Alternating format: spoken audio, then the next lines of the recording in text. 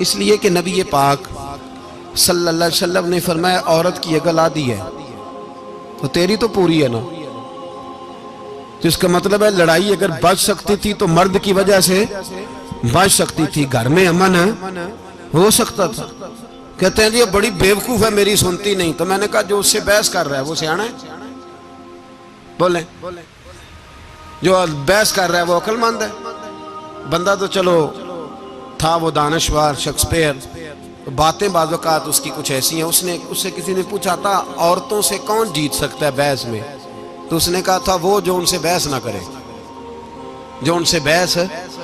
تو بھائی تو وجہ اس لیے کہ حوصلہ تو نہیں کرنا تھا. نبی پاک علیہ السلام نے فرمایا بی بی ٹیڑھی لکڑی ہے, سیدھی کرنے کی کوشش کرو گے تو ٹوٹ جائے گی سیدھی. تو پھر کتنا بیوقوف ہے جو پتھر سے سر رگڑ رہا ہے, کتنا نادان ہے جو یہ حرکت کر رہا ہے دریا میں چھلانگ لگا کے کہتا ہے ڈوبوں گا نہیں. تو بھائی حوصلہ پیدا کرے, علم پیدا کرے. بہت ساری ایسی باتیں کرے کہ جس میں اشتعال آئے گا, فٹافٹ 3 لفظ طلاق کے دے دیے, اب بھاگا گیا مفتی صاحب کے پاس, اوہو 4 بچوں کا کیا بنے گا. اور یہ بات پکی ہے کہ بچوں کو صرف ان کی ماں ہی پال سکتی ہے, ان کی ماں. اور بات مجھے نہیں بھولتی, ایک شخص نے بیوی کو طلاق دے کے دوسری شادی کی. اس کا بیٹا تھا 10 سال کا. تو اس نے اپنے بیٹے سے کہا کہ بیٹے بتا پرانی اماں صحیح تھی یا یہ صحیح ہے؟ اس نے کہا نہیں ابا وہ تو جھوٹ بڑے بولتی تھی, یہ صحیح ہے. وہ جھوٹی تھی, وہ جھوٹ بڑے بولتی تھی میری سگی اماں, یہ سچ بولتی ہے. اس نے کہا وہ کیسے؟ کہنے لگا اس لیے کہ میں کوئی شرارت کرتا تھا تو میری سگی اماں مجھے تھپڑ مارتی تھی اور کہتی تھی تجھے روٹی نہیں دے رہی, جا دوڑ جا گھر سے. تو میں دوڑ جاتا تھا تو جھوٹ بولتی تھی نہیں دینی, پھر آدھے گھنٹے کے بعد مجھے ڈھونڈنے لگ جاتی تھی, ڈھونڈ کے لاتی تھی, پھر میری منت کرتی تھی, پھر مجھے کہتی تھی نہ مجھے ستایا کر, پھر میرا ماتھا چومتی تھی, پھر میری مرضی کا کھانا بنا کے دیتی تھی, پھر میرے منہ میں لقمے ڈالتی تھی. جھوٹی تھی, پہلے کہتی ہے نہیں دینی, پھر پیچھے بھاگتی ہے. یہ سچی ہے, میں شرارت کرتا ہوں تو تھپڑ مار کے نکالتی ہے, پھر میں منتیں کرتا ہوں پر روٹی نہیں دیتی, پیر پکڑتا ہوں نہیں دیتی, سچ بولتی ہے, اپنی بات پہ ڈٹ جاتی. او بھائی بچے اس کی ماں ہی پال سکتی ہے, تو نے 3 جملے کہتے سوچا ہی نہیں, تیرا کا گیا تو یہ تو نئی بیوی ملے گی, اور اس کا بھی کیا گیا, اس کو بھی شاید شوہر مل جائے. ان پھولوں کی پرورش صرف ان کا مالی کر سکتا ہے, دوسرا کر سکتا. تو نے حوصلہ ہی نہیں کیا. ٹھیک ہے غلطی بیوی کی تھی پر تو مرد تھا نا, تیرے پاس تو دلیری تھی, فٹافٹ 3 طلاق کے جملے کہہ دیے. اور میرے رسول پاک علیہ السلام نے فرمایا جائز کام بڑے ہیں پر طلاق جائز تو ہے پر میرے رب کو پسند نہیں, اللہ کو پسند. تو نے مالی بگا دیا جس نے تیرے گھر کا باغ سینچنا تھا. تو بھائی یہ حوصلہ نہیں, درجنوں طلاقیں, 20 کیس, اور ابھی وہ شادی کے پورے کپڑے نہیں پہنے تو طلاق پہلے. اس کی وجہ یہ کہ حوصلہ نہیں, صبر نہیں, رضا نہیں, ہم احساس نہیں کرتے. اگر تو یہ سمجھ جائے کہ بس اللہ نے جو میرے لیے بہتر سمجھا مجھے دے دیا, صحیح ہے میری آزمائش ہے, کیا ہے, کچھ ہے جو اس نے بہتر سمجھا مجھے اس نے, پھر تو سکھی ہو جائے, تیرے لیے جینا آسان ہو جائے, پھر تو بہت ساری پریشانیوں سے آزمائشوں سے دور ہو جائے. میرے نبی پاک علیہ السلام نے ہمیں حوصلہ کرنے کا حکم دیا, دلیری. 2-3 سال شاید پچھلے سال یا اس سے پچھلے سال حج کے موقع پہ نا ہمارے پاکستان میں تو بڑے بڑے انوکھے واقعات ہوتے ہیں, سننے سے کیا میں کہتا ہوں وہ عبرت کے لیے ہوتے ہیں. جعلی ویزے لگوا دیے حج کے کسی ایجنٹ نے, اللہ کے مہمانوں کو بھی لوگ لوٹ لیتے ہیں, معاذاللہ جعلی ویزے لگوا دیے. اور مزے کی بات یہ ہے کہ پاکستانی ایئرپورٹ سے گزر بھی گئے وہ ویزے والے, اور احرام باندھے لوگ جدے پہنچ گئے. 4 آدمی تھے, انہوں نے ویزا دیکھا تو کہا نقلی, آپ کو واپس جانا پڑے گا. اگلی فلائٹ سے وہ لوگ واپس آئے. آپ مجھے بتائیے ان کی جب وہ چھوٹے چھوٹے کلپ آئے, میڈیا نے ان کی باتیں سنی تو ان کے آنسو نہیں تھمتے تھے. ایک آدمی احرام باندھ کے گیا ہے, معمولی سمجھتے ہیں آپ؟ میرے جیسا غریب آدمی کبھی اس نے ارادہ کیا اور مدینے جانے کا لیٹ ہو جائے تو کلیجہ پھٹنے کو آتا ہے، کچھ مجبوریاں پیروں میں آ جائے، نہ جا سکے تو پتہ نہیں کتنی توبہ کرنے کو دل کرتا ہے کہ کہیں غلطی تو نہیں ہو گئی، کوئی ایسی بات تو نہیں نکل گئی، یقین کریں طبیعت پریشان ہو جاتی، یار کوئی ایسا کام تو نہیں ہوگا جس کی وجہ سے یہ بات ہوئی۔ 4 آدمی لوٹ آئے، حالات خراب ہو گئے، لوگ رو رو کے قصے سناتے تھے، لیکن میرے رسول پاک علیہ السلام کا حوصلہ دیکھو، حضور کعبے کا بھی کعبہ، حضور مالک، حرم کے مالک مطلق، جن کے صدقے اللہ نے کعبہ کو بیت اللہ بنایا۔ حاجیو آؤ شہنشاہ کا روضہ دیکھو، کعبہ تو دیکھ چکے اب کعبے کا بھی کعبہ دیکھو۔ حضور 1400 صحابہ کو لے کے گئے عمرہ کرنے، مقام حدیبیہ پر پہنچے تو کافروں نے روک لیا، ہم عمرہ نہیں کرتے، تو اور میں خادم اور جو وارث و مالک ہیں 1400 صحابہ ہم نہیں عمرہ کرنے دیتے، واپس جائیے۔ صلح لکھی جا رہی ہے، صلح کی شرطیں کیا ہیں؟ مکے سے کوئی آدمی غلطی سے بھی مدینے چلا گیا، مکے کا آدمی، تو مسلمان اگر ان کے ظلم سے تنگ آ کے، مکی مسلمان کافروں کے ظلم سے تنگ آ کے مدینے چلا گیا تو مدینے والے واپس کریں گے، اور اگر مدینے سے کوئی شخص غلطی سے بھی مکے چلا گیا تو مکے والے واپس نہیں کریں گے۔ اتنی سخت شرائط، حضرت عمر غصے سے کانپنے لگے، صحابہ پریشان ہیں، پر میرے رسول پاک نے صبر دکھایا، حوصلہ، تدبر، یہ تدبیر ہے، صبر ایک بہترین تدبیر ہے، اگر کوئی اپنائے تو بہترین طریقہ ہے۔ حضور نے فرمایا ہمیں منظور ہے، صلح کرو، اور اتنا سخت حکم ہے، کہنے لگے 1400 احرام والے واپس جائیں، بعد میں آنا، اس وقت نہیں عمرہ کرنے دیں گے۔ میرے نبی پاک علیہ السلام، مجھے بتاؤ، مجھے اور آپ کو دکھ ہوتا ہے تیاری ہو تو پروگرام رہ جائے، تو اگر احرام باندھا ہو اور اللہ کے رسول نے بندھوایا ہو تو حضور واپس لوٹنے لگے تو کتنی تکلیف کی بات ہے۔ حضور نے فرمایا چلو آئندہ آئیں گے، معاہدہ لکھا جا رہا ہے، حضرت علی معاہدہ لکھ رہے ہیں، لکھو محمد الرسول اللہ صلی اللہ علیہ، محمد الرسول اللہ صلی اللہ علیہ وسلم اور قریش مکہ کے بیچ معاہدہ۔ یہ تحریر لکھی جا رہی تھی تو ابو سفیان بول پڑا، کہنے لگا جی ہم محمد الرسول اللہ نہیں لکھنے دیں گے، معاذ اللہ، یہی تو ہمارا جھگڑا ہے، اگر آپ کو رسول اللہ مان لیا تو پیچھے رہ کیا گیا، محمد ابن عبداللہ لکھیں۔ حضور نے حضرت علی سے فرمایا رسول اللہ کاٹ کے محمد ابن عبداللہ لکھو۔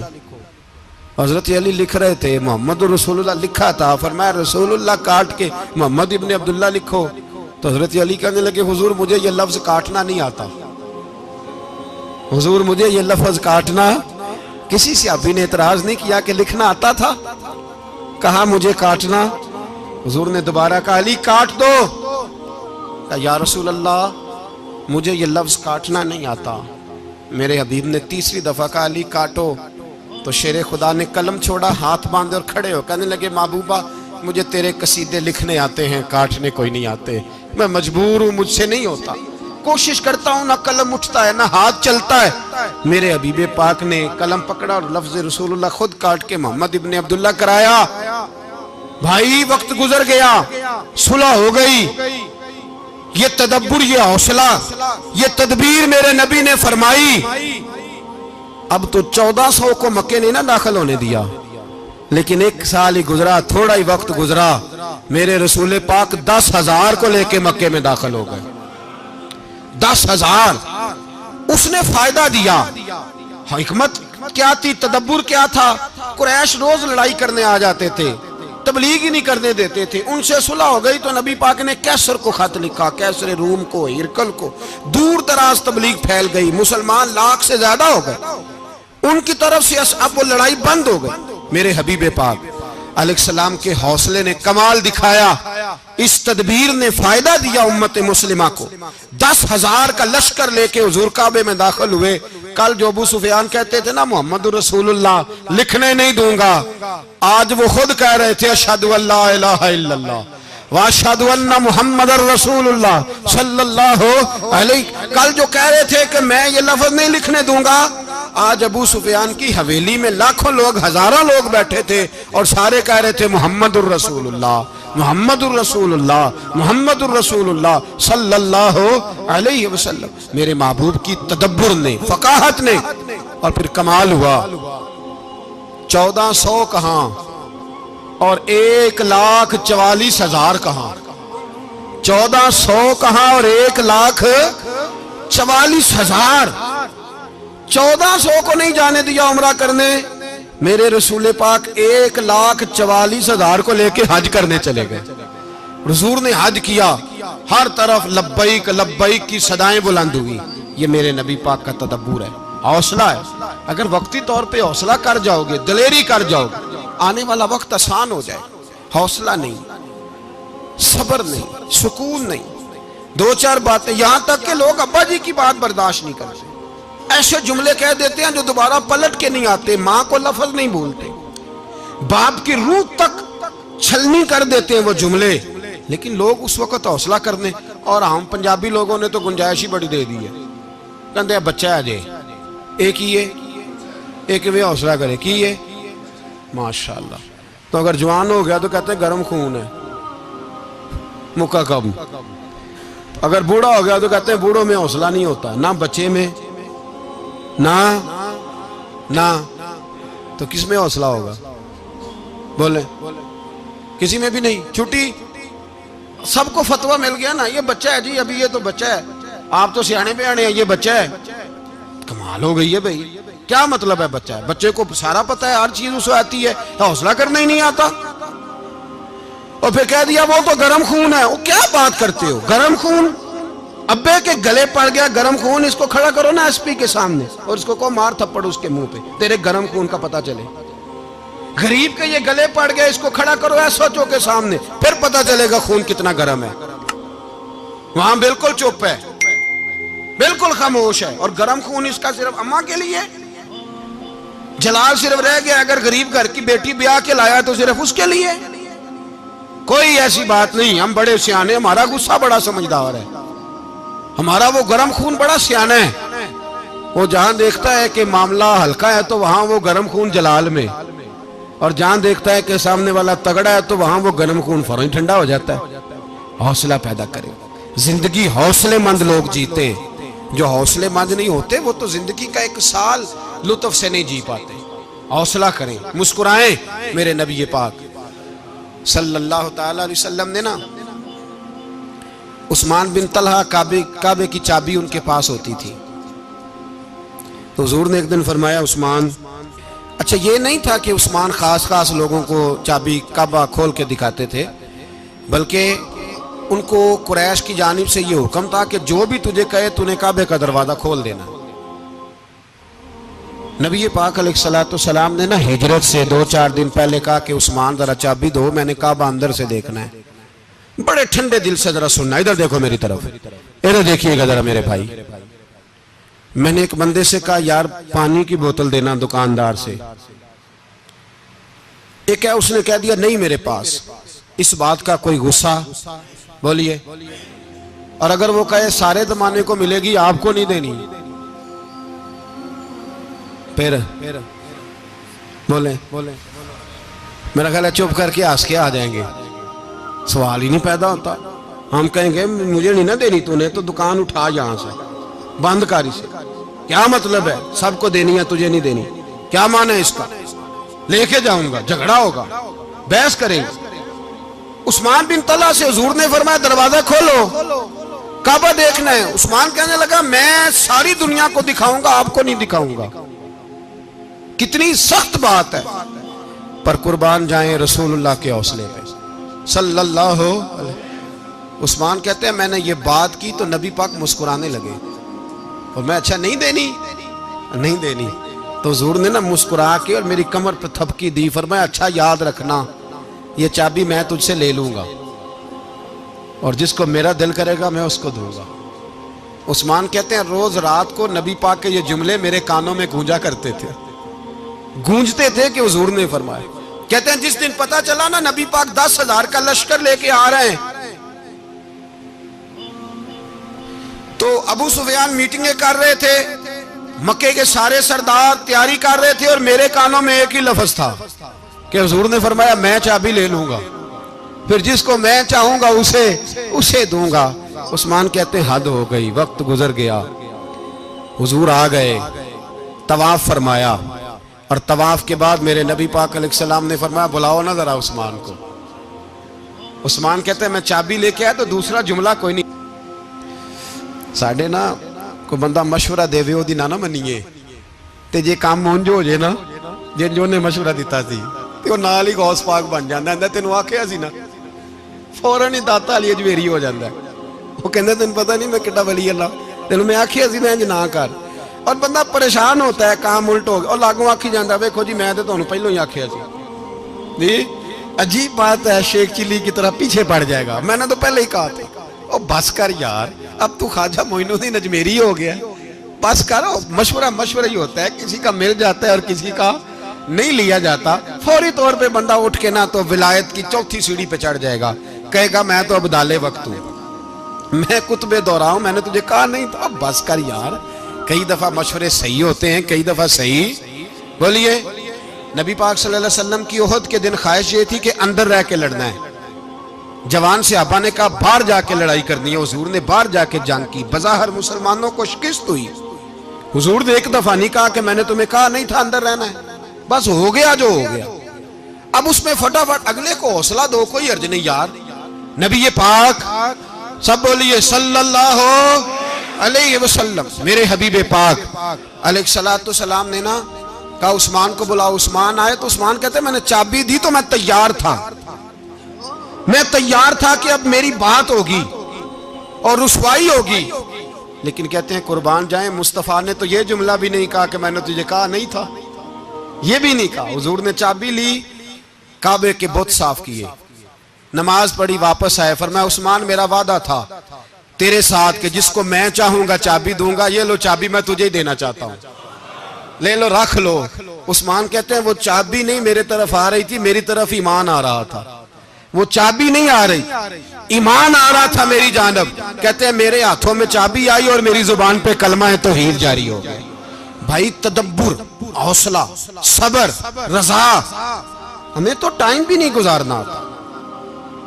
گھر کا ماحول، گھر کے اندر رہ کے لوگ دکھی ہیں، اس لیے کہ ہماری طبیعتوں میں حوصلہ نہیں، ایک منٹ کے لیے نہیں، ایک سیکنڈ کے لیے بھی ہم یہ برداشت نہیں کرتے کہ چلو تھوڑا انتظار کریں، وقت کو دیکھیں، موقع کو دیکھیں۔ میرے نبی پاک علیہ السلام پہ اتنی مصیبتیں آئیں کہ پہاڑ پہ آتی تو وہ ریزہ ریزہ ہو جاتے، لیکن کسی مقام پر بھی حضور علیہ السلام شکوہ کرتے نظر نہیں آتے۔ ہم غریبی کا رونا روتے ہیں، ہر چوتھا آدمی کہتا ہے بڑا غریب ہوں، لیکن میرے نبی پاک علیہ السلام نے چوتھے دن کھجور کھائی، سرکہ کھایا ہے اور موٹے بان کی چارپائی پہ آرام کیا۔ حضرت عمر نے کہا حضور کتنی تکلیف ہے؟ فرمایا عمر کوئی تکلیف نہیں، تھوڑا سا تو وقت ہے، جنت میں جائیں گے، ساری نعمتیں اللہ نے ہمارے لیے تیار کی ہوئی ہے۔ راضی بالرضا، راضی بالرضا، کوئی کسی قسم کا مسئلہ نہیں۔ ہمیں آزمائشیں آتی ہیں، تکلیفیں آتی ہیں، بیماریاں آتی ہیں، لوگ چھوٹی چھوٹی بات پر پریشان ہو جاتے ہیں، ذرا ذرا سی بات پر شکوہ کرتے ہیں۔ میرے رسول پاک علیہ السلام نے فرمایا جب میرا رب کسی کو بیمار کرتا ہے تو 2 فرشتوں کو بھیجتا ہے، جاؤ میرے بندے کی تیمارداری کر کے آؤ۔ اللہ اکبر، خود رب بھیجتا ہے، جاؤ میرے بندے کی۔ تو مجھے بتائیے جب اللہ بھیجے تو پھر تندرست خوش نصیب ہوا کہ بیمار؟ جی تندرست پھر خوش نصیب کون ہوا؟ میرے نبی پاک صلی اللہ علیہ وسلم نے فرمایا رب 2 فرشتے بھیجتا ہے، فرماتا ہے پتہ کر کے آؤ میرے بندے کا اس کا کیا حال ہے، حالانکہ اللہ سارا ہی جانتا ہے۔ فرشتے آتے ہیں، واپس جاتے ہیں، رب کریم پوچھتے ہیں بتاؤ میرا بندہ کیا کہتا تھا؟ اللہ تجھے سارا ہی پتہ ہے، پر ہم سے پوچھتے تو بتا دیتے ہیں، وہ یہ کہتا تھا کہ میں اپنی رب کی رضا پہ بڑا ہی راضی ہوں، وہ تیری حمد کر رہا تھا، تیری تعریف کر رہا تھا، تیرا شکر کر رہا تھا، تیرے لیے کلمات حمد بیان کر رہا تھا۔ تو میرے نبی پاک علیہ السلام فرماتے ہیں، اللہ فرشتوں سے فرماتا ہے سنو پھر اگر میں اپنے بندے کو اس بیماری میں شفا دوں گا تو اس تندرستی سے زیادہ اچھی تندرستی دوں گا جو پہلے اسے عطا کی ہوئی تھی، پہلے سے اچھی صحت دوں گا، اور اگر اسے اس بیماری میں موت دوں گا تو پھر مرتے ہی اس کے لیے میں جنت کا فیصلہ فرما دوں گا۔ بھائی جب تو راضی بالرضا رہتا ہے، راضی بالرضا، بڑی سادی سی بات ہے بھائی، آپ گھر گئے روٹی مانگی تو اگر کسی نے کہا نا کہ اتنی تھکاوٹ ہے ٹائم پہ آیا کریں اس وقت، تو روٹی تو وہ بھی مل گئی پر اس میں لذت، وہ سکون نہیں، وہ سکون نہیں۔ میری اماں جی سالن پکا کے رکھ لیتی تھی تو روٹی جب بھی کوئی مانگتا تھا تو تازی بنا کے دیتی تھی، ان کی طبیعت تھی۔ تو میں اکثر ان سے کہتا کہ اماں جی پکا کے رکھ دیا کرو، تو کہتے تمہیں خوشی نہیں ہوتی جب تمہاری اماں تازی پکا کے دیتی ہے؟ خوشی ہوتی ہے، طبیعت میں خوشی ہوتی ہے۔ ان کا مزاج تھا، ذوق تھا، تو ہم سمجھتے تھے یار یہ بڑی سعادت کی بات۔ تو آپ گھر گئے رات کو تو گھر والوں سے کہا روٹی، تو فوراً اٹھے، فوراً، اور انہوں نے کھانا تازہ بنایا اور ساتھ یہ بھی کہا باہر سے نہ کھایا کرے بندہ بیمار ہو جاتا ہے۔ کتنی ٹھنڈک پہنچتی ہے آدمی کے دل کو، سکون ملتا۔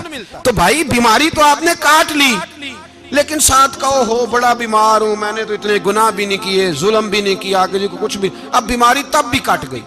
پر بڑی آزمائش، مریض ڈاکٹر کے گلے پڑ رہا ہے، اس کے لواحقین جھگڑے کر رہے ہیں، بیماری وہ بھی کٹ گئی۔ اور ایک بیمار وہ ہے جو چارپائی پہ لیٹا ہے اور کہتا ہے جس طرح میرا اللہ راضی اسی طرح میں بھی راضی، تو بیماری اس کی بھی کٹ گئی۔ حضرت یونس علی نبینا علیہ الصلوۃ والسلام نے ایک دن حضرت جبریل امین ملنے آئے تو جناب یونس علیہ السلام کہنے لگے اے جبریل، اللہ کے نیک بندوں میں جو اللہ کو اس وقت سب سے زیادہ پسند ہے نبیوں کے بعد، توجہ کرنا بات پر، جو سب سے زیادہ اللہ کو پسند ہے نبیوں کے بعد ولیوں میں، اور سب سے زیادہ اللہ جس کو اللہ کی بارگاہ میں عبادت گزار لکھا جاتا ہے، میری اس بندے سے ملاقات کرا۔ تو حضرت جبریل نے جناب یونس علیہ السلام کو ساتھ لیا تو ایک شخص کے پاس پہنچے جو آنکھوں سے اندھا تھا، دونوں ہاتھ اس کے سلامت نہیں تھے اور پورے جسم میں پیپ جاری تھی، ریشہ تھا۔ جب جا کے السلام علیکم کہا نا حضرت یونس نے، اس نے وعلیکم السلام کے بعد پہلا لفظ پتہ کیا کہا؟ اس نے کہا یا اللہ تیرا شکر ہے، یا اللہ تیرا، آپ بھی ادا کریں اللہ کا شکر، یا اللہ تیرا، اللہ تیرا شکر ہے۔ تو حضرت یونس علیہ السلام کہنے لگے تو شروع سے اس طرح کا ہے، نابینا بھی اور ہاتھوں سے معذور بھی اور سارا جسم شروع سے؟ تو بڑے ہی خوبصورت لفظ اس بیمار نے کہے، کہنے لگے نہیں حضور میں بالکل ٹھیک ٹھاک تھا، جب تک میرے رب نے چاہا کہ یہ دنیا کو دیکھے تو تب تک اس نے مجھے آنکھیں دیں، اور جب اس نے چاہا کہ اب اس کا دیکھنا بہتر نہیں تو اس نے واپس لے لی۔ تو یا اللہ تیرا شکر ہے، اللہ تیرا شکر ہے۔ پھر کہا جب تک اس نے چاہا کہ میرے ہاتھ رہے تب تک رہے، جب اس نے چاہا کہ میرے لیے بہتر نہیں تو اس نے لے لیے، تو یا اللہ تیرا شکر ہے۔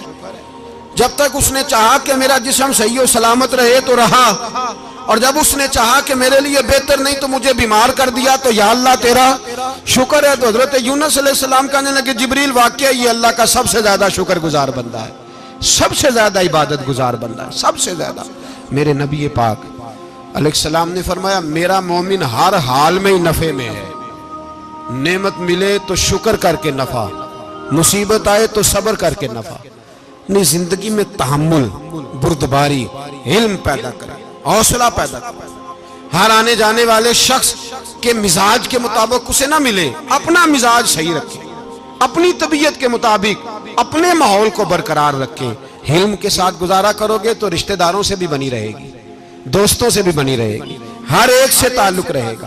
اور اگر آپ کے اندر یہ حوصلہ نہیں تو پھر سارے معاملات پریشانی کا شکار ہو جائیں گے۔ یہ تو آج کا مضمون تھا۔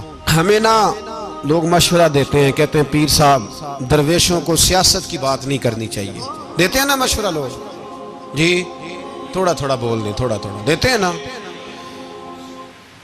اگرچہ ہم ان کی بات نہیں مانتے، اس لیے کہ اقبال نے کہا تھا جدا ہو دین سیاست سے تو رہ جاتی ہے چنگیزی، جدا ہو دین سیاست سے تو، اور پہلا فکرہ یہ ہے کہ جلال بادشاہی ہو یا جمہوری تماشا ہو، جدا ہو دین سیاست سے تو رہ جاتی ہے۔ اس نے کہا جب سیاست اور دین علیحدہ علیحدہ ہوتے ہیں تو چنگیز خان اور ہلاکو خان پیدا ہوتے ہیں۔ سیاست جب تک مسجد کے اندر رہتی ہے تب تک پاک صاف رہتی ہے، وہ گندی ہوتی تب ہے جب مسجد سے نکل جاتی ہے۔ حضرت علی کے زمانے تک مسجد میں رہی، پاک صاف رہی، یزید باہر لے گیا تو گندی ہو گئی، حضرت عمر بن عبدالعزیز دوبارہ مسجد میں لے آئے تو پھر پاک ہو گئی۔ لیکن پھر بھی ایک ساتھی نے مجھے کہا تو اس کی بات میں، سب کی باتیں نہیں مانتا، اس کی بات میری سمجھ میں آئی۔ وہ کہنے لگا جی اصل بات یہ ہے کہ سیاسی تبصرے تجزیے ہم اخباروں میں ٹی وی پہ جا کے بیٹھے، جا کے بڑی مہربانی میری طرف دیکھیں، وہ ہم سنتے رہتے ہیں تو ہمارا دل کرتا ہے مسجد میں صرف ہم رسول اللہ کا پیار ہی سنیں۔ تو میں نے کہا یار تیری بات دل کو لگتی ہے، یہ بات صحیح ہے، چلو یہ نیت اچھی ہے، یہ تیرا نظریہ ٹھیک ہے، مان گئے ہم۔ میں چلا گیا دکاندار کے پاس اور میں نے اس کو جا کے کہا کہ گاڑی کا انجن کھولو، اس طرح کرو، اس طرح۔ اس نے کہا مولانا آپ جا کے نا گھر تو فقہ کی کتاب کھولیں، اس لیے کہ گاڑی کے انجن کے بارے میں آپ کو معلومات، یہاں اگر آپ نے یہ کام کرنا ہے تو اس کو پڑھیں، کسی استاد کے پاس ورکشاپ پہ آئیں، آپ کے ہاتھوں کو، منہ کو، چہرے کو مٹی لگے، دھواں لگے، گریس لگے، پھر آپ کو پتہ چلے گا انجن کیسے کھلتا ہے۔ صحیح کہہ رہا ہوں؟ نہیں صحیح کہہ رہا؟ دھواں گلنا تو یہاں کر چڑی جائے، صحیح کہہ رہا ہوں جی؟ اگر مولوی کو اجازت نہیں سیاست کی بات کرنے کی، اور مولوی کو اجازت نہیں کہ انجن کی بات کرے، تو سیاستدان کو اجازت ہے دین کی بات کرنے کی؟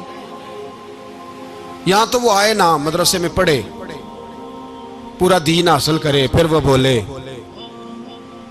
تو پھر تو ٹھیک ہو گیا۔ لیکن جب اسے سورۃ اخلاص بھی سیدھی نہیں آتی تو فتوے دینے کی اس کو ضرورت ہے کوئی؟ بولے نا یار کیوں چھیڑتے ہیں سیاست؟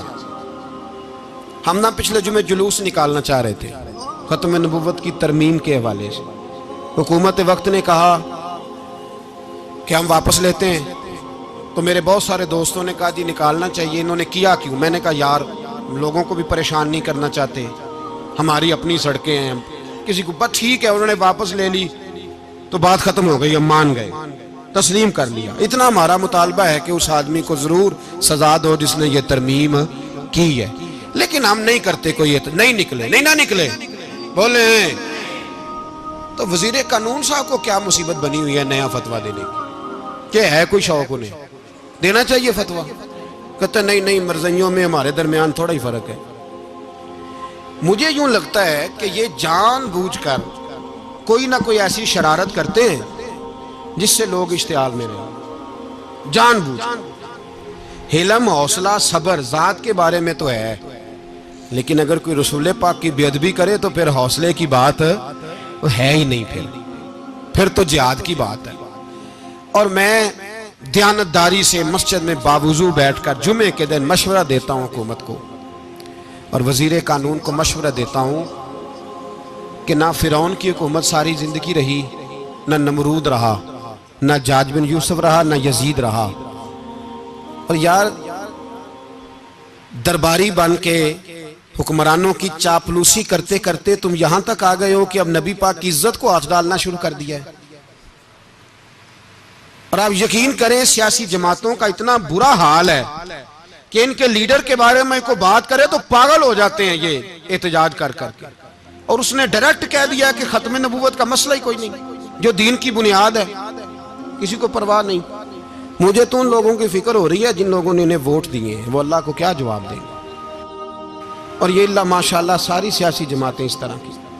اور میرا وزیر قانون صاحب کو بھی مشورہ ہے کہ زندگی بڑی تھوڑی ہے، بڑی تھوڑی، اللہ سب کو معاف کرتا ہے، اپنے رسول کے غداروں کو معاف نہیں کرتا۔ اور یہاں تمہاری گاڑیوں پہ جھنڈے لگے ہوئے ہیں، وہاں بھی تمہارے جھنڈے لگیں گے، پر اس لیے لگیں گے کہ یہ غدار ہیں ناموس رسالت کے، یہ جھنڈے لگیں گے۔ شرم کرو اور ڈر جاؤ، بس کر دو، تمہارے منہ میں اب دانت پورے نہیں رہے۔ کوئی شوگر کا مریض ہے تو کوئی بلڈ پریشر کا، تو کوئی ہارٹ کا، تو کوئی کینسر کا۔ شرم کرو اور اپنی قبر کی بھی تھوڑی سی فکر کرو۔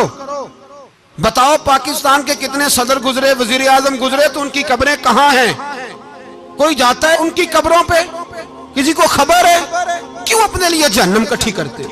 سارا کچھ دنیا داری رہ گئی ہے، سارا کچھ صرف یہی رہ گیا۔ حضرت ابو بکر سردار تھے، حضرت عمر سردار تھے قبیلے، حضرت عثمان سردار تھے، انہوں نے سرداریوں کو ٹھوکر مار کے رسول اللہ کے قدموں میں بیٹھنا پسند کی۔ سرداریاں چھوڑ کے غلام بن گئے.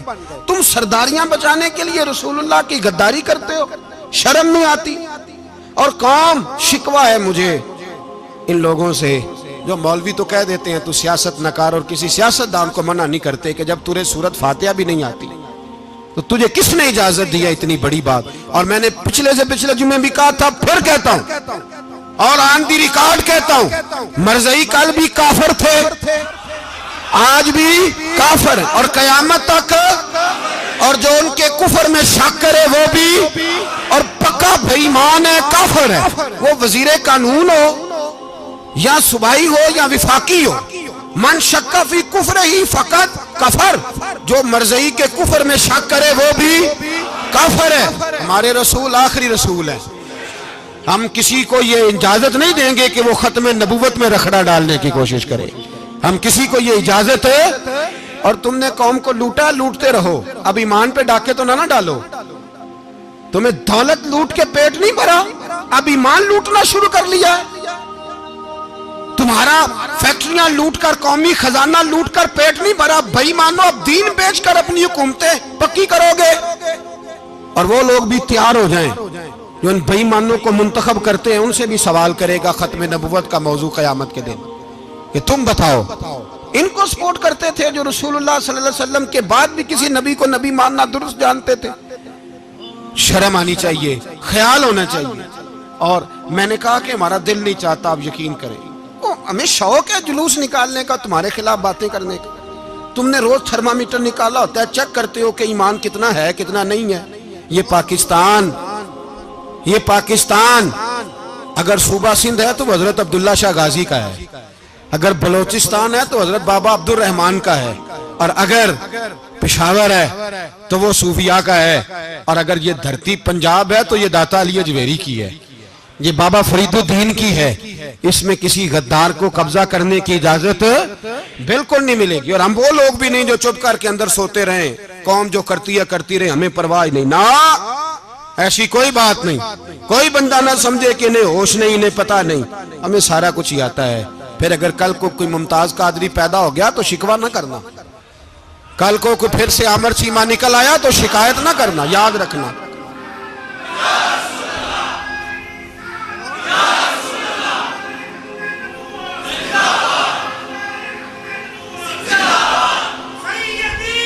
تو میرے بھائی کھل کے بولے یا نبی رسول کے صلی اللہ. تو یہ مشورہ,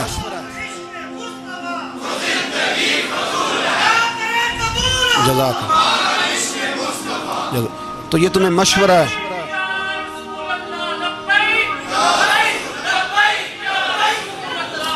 میری بات سنی, یاد رکھیں, یہ لوگ بعد میں پچھتاتے ہیں, پھر مناظرے کراتے پھرتے ہیں, اس نے صحیح کیا کہ غلط کیا, پھر انہیں ہوش